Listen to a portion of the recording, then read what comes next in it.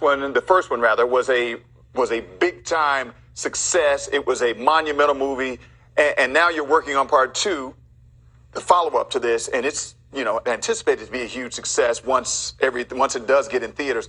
When it actually comes out. When it actually comes out. Let's hope that Wonder Woman 3 doesn't get made before we get to come out with Wonder Woman 2. That's true. That's true, given the circumstances. But what was it like being a part of this movie as one of the Amazons in this particular picture? I tell you, it was a little surreal, to be honest.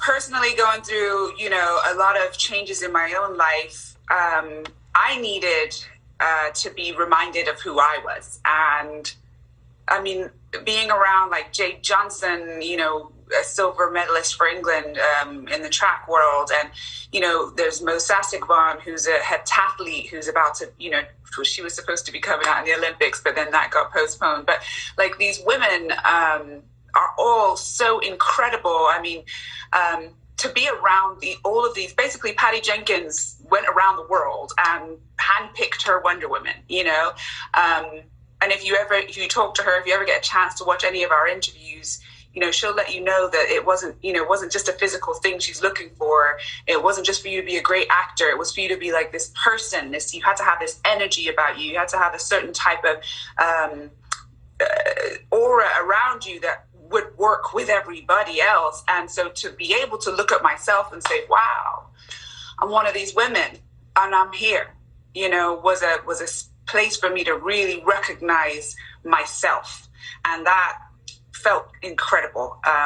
It felt incredible because every day was a challenge, and to get through and really look at yourself and recognize your own successes is a big deal, So I feel like, I've gone on I've taken one of my big stepping stones in life, and now I've been given that. I could continue on to be able to show other women as well that they can do the same for themselves. Right. All right. So let's back up way back in the time machine, because when you were younger, you did ballet, you did tap, and you also did some karate training when you were young. In fact, yes. You did your sparring with someone who was 6'9". You're 5'10".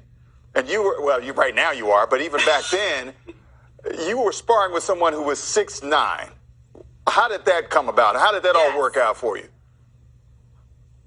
So my father at the time, so I'm from Bath, England, was the karate instructor at Bath University. And so funny, I just met another actor the other day who actually said that she went to Bath University. And I was like, I have never met anybody anywhere I've gone. And they'd be like, oh, yeah, I actually am from Bath, or they've been to the University of Bath. I was like, you know where that's from? And so I had to go because I was a kid, instead of staying at home, I had to go to karate twice a week, and I had to go get my black belt.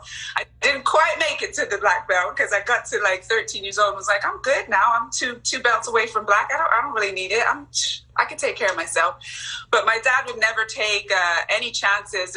He would never give me any grace in being 11, 12, 13 years old. It was just like, you're here, you get in the class with everybody else who's in their 20s, and you work hard, kind of like Karate Kid, And so just so happens that my sparring partner was 6'9".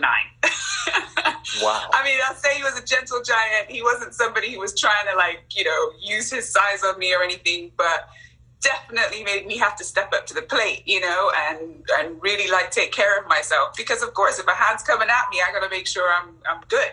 Yeah, it's a big hand. Right.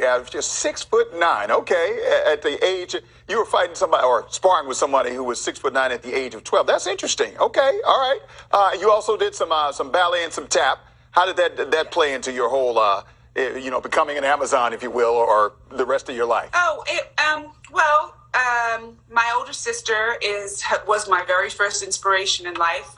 She actually went to Italia Conti Performing Arts College in London, and I decided, I wanted to do this, follow in her path. And so my eye was on the Brit School, which is Richard Branson's Performing Arts School in London. And so, that's what I ended up doing. I went to college there in Croydon. London in England for a year, and before I came over to the States. But but ballet and tap and modern and jazz and all of that, that was my life. Like my week, other than having to go to karate on Tuesdays and Thursdays, was about going to the dance place and just living my life in front of those mirrors and learning every type of choreography, which is part of what it was that Patty was looking for in her Amazons, you know, to have the grace that goes along with, you know, being a tough warrior at the same time, you know, so it worked out.